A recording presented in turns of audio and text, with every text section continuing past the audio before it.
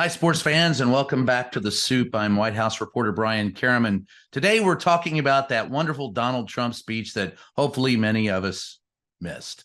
Unfortunately for reporters, we had to cover it. We've had to cover him for 4 years, and God knows nobody likes doing it, but here we are.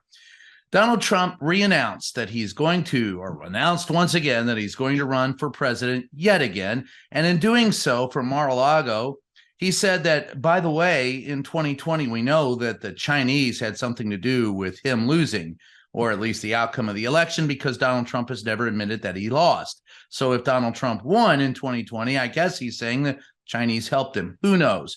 That speech was riddled with garbage, lies, and crap, because that's what Donald Trump does and is.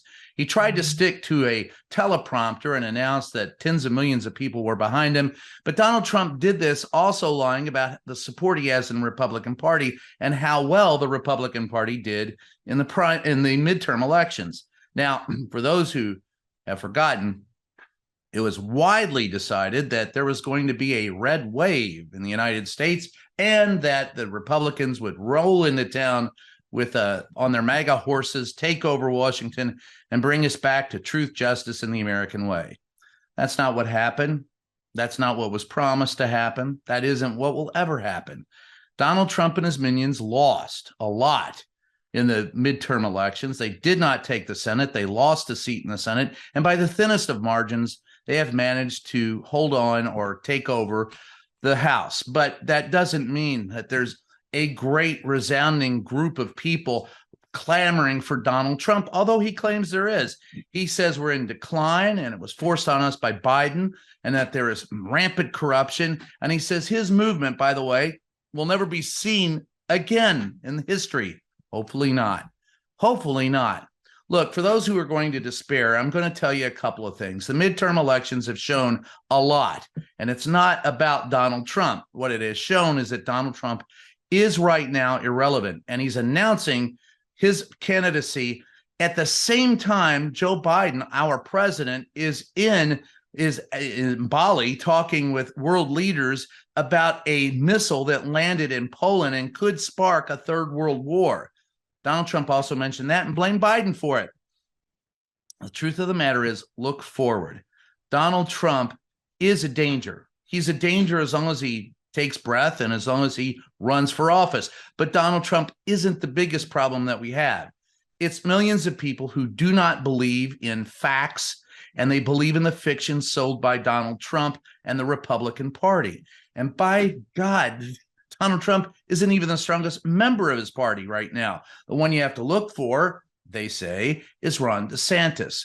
Ron DeSantis and Donald Trump may face each other in primaries over the next 2 years and will exchange quips for a long time, at least until after the convention in 2024. God, it seems so far away. But nonetheless, President Biden said he would love to watch that fight. It would be kind of like a mud wrestling match. Two naked mud wrestlers mired in the muck, hitting each over the head with baseball bats while they scream, rant, and rave. That's what the Republican primaries will be reduced to if it is Donald Trump and Ron DeSantis. But I propose to you the actual ticket that will never happen. And don't get me wrong, I'm not saying this will happen. I'm saying it probably never will happen. But there is a ticket that Democrats should be afraid of, or might be afraid of, because it would have cross-voting appeal. And that's if Liz Cheney were at the top of a ticket on the Republican Party and Adam Kinzinger was the VP candidate. That ticket would have a great crossover appeal because of what both of them did for the January 6th commission and the hearings and the committee. And let me tell you something, Donald Trump won't even talk about that. He talks about corruption and violence. He brought the corruption. He brought the violence. Everything he says is deflection from what he did. And it was Cheney and Kinzinger who were part of that committee, who pushed back against Donald Trump, that gained respect from a lot of Democrats. Now, they both voted with Trump a lot. I think Kinzinger 90% of the time, and of course, Liz Cheney 96% of the time.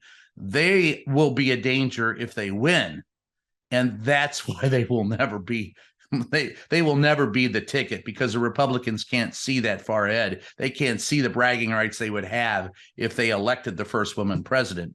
They can only see, as Donald Trump pointed out tonight, anger, frustration, and this wonderful idea that America used to be better than it was. It's better now, folks. Young voters turning out, the fact that they repudiated, even in the red states, attempts to limit a woman's right to an abortion, that's something to stand up and take notice of. Legal weed ain't bad either. So sit back, relax, and enjoy the ride, but vote. And remember, do not take Donald Trump for granted. That's how he got to be a president in the first place, and it can never happen again. He's a seditious ass clown who, at the end of the day, voted for himself and his power over a democracy and we the people.